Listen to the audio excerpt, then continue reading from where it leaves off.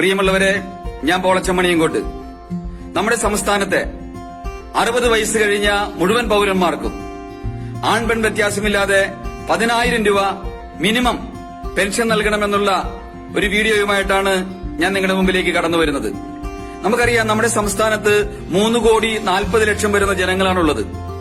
ഈ 3,40,00,000 ജനങ്ങൾ കൊടുക്കുന്ന നികുതി പണം സർക്കാർ ഉദ്യോഗസ്ഥന്മാർ എന്ന് പറയുന്നത് 5,50,000 പേര്, വളരെയധികമാണത്. പെൻഷൻകാരെന്ന് പറയുന്നവര് 4,50,000 പേര്. അപ്പൊ 5,50,000 4,50,000 കൂട്ടുമ്പോൾ 10 ലക്ഷം.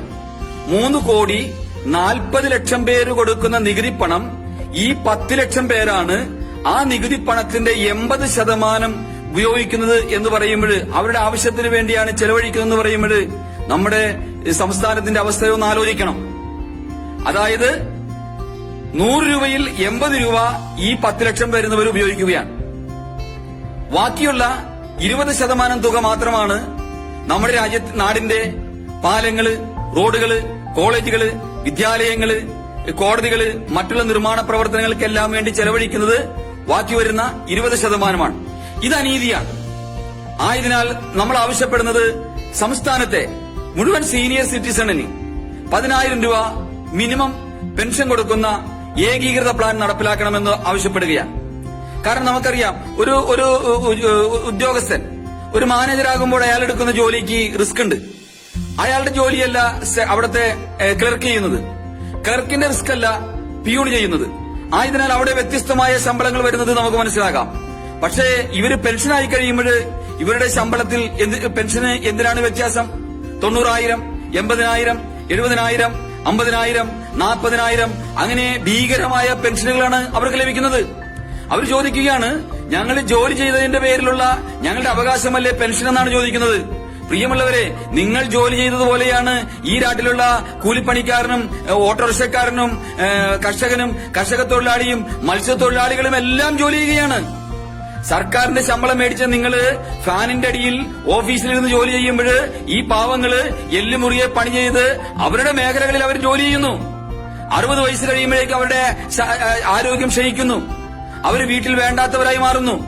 അവർ അനാഥാലയങ്ങളിലേക്ക് മാറേണ്ടി വരുന്നു. അപ്പോൾ അവർക്ക് ഒരു മിനിമം പെൻഷൻ ലഭിക്കണ്ടേ? ഇതൊരു സോഷ്യലിസ്റ്റ് രാജ്യമല്ലേ? ഒരു സോഷ്യലിസ്റ്റ് രാജ്യം എന്ന് പറഞ്ഞാൽ ഒരു രാജ്യത്തിന്റെ സ്വത്ത് ആ രാജ്യത്തെ എല്ലാവർക്കും ലഭിക്കുന്നതിനെയാണ് സോഷ്യലിസം എന്ന് പറയുന്നത്. ആയതിനാല് ഞങ്ങൾ ആവശ്യപ്പെടുന്നു, ഈ സംസ്ഥാനത്തെ മുഴുവൻ 60 വയസ്സ് കഴിഞ്ഞവർക്കും മിനിമം 10,000 രൂപ കൊടുക്കുന്ന പെൻഷൻ സർക്കാർ നടപ്പിലാക്കണമെന്നാണ് ആവശ്യപ്പെടുന്നത്. വേണമെങ്കിൽ സർക്കാർ ഉദ്യോഗസ്ഥന്മാർക്ക് ഒരു 25,000 രൂപ ഏറ്റവും മാക്സിമം പെൻഷൻ ആയിക്കോട്ടെ. നിങ്ങൾ സർക്കാർ ഉദ്യോഗസ്ഥരായതുകൊണ്ട് നിങ്ങൾക്ക് വേണമെങ്കിൽ ഒരു പരമാവധി പെൻഷൻ 25,000 ആകാം. 90,000 കിട്ടുന്ന ആള് അയാളുടെ പെൻഷന്റെ 10,000 15,000 ചെലവാക്കി കഴിഞ്ഞ് ബാക്കിയുള്ള തുക ബാങ്കിലേക്കാണ് ഇടുന്നത്. ആയതിനാല് അതൊരു അനീതിയാണ്, അതൊരു വഞ്ചനയാണ്, അതൊരു ശരിയല്ല. പല രാജ്യങ്ങളിലും ഏകീകൃത പെൻഷനുണ്ട്, സീനിയർ സിറ്റിസൺമാർക്ക് പെൻഷനുണ്ട്. മാത്രമല്ല, ഈ 10,000 രൂപയുടെ പെൻഷൻ ലഭിക്കുമെന്നറിയുമ്പോൾ പാവപ്പെട്ട കുടുംബങ്ങളിലെ സാധാരണ കുടുംബങ്ങളിൽ അനാഥാലയങ്ങളിലേക്ക് പോകേണ്ടി വരുന്ന അച്ഛനമ്മമാർക്ക് അനാഥാലയങ്ങളിലേക്ക് പോകാതെ അവരെ സംരക്ഷിക്കാൻ ആളുകളുണ്ടാകുകയും വരും. ആയതിനാൽ പ്രിയമുള്ളവരെ, ഇത് കേൾക്കുന്നവരെ, നിങ്ങൾ നിങ്ങളുടെ ശൈലിയിൽ നിങ്ങൾക്ക് പറ്റാവുന്ന രീതിയിൽ നിങ്ങളെ കൊണ്ട് പറ്റാവുന്ന മാർഗത്തിലൂടെ ഇതിൽ പങ്കാളികളാകണം. 1 ഇന്ത്യ 1 പെൻഷൻ. വീണ്ടും കാണാം. നന്ദി, നമസ്കാരം.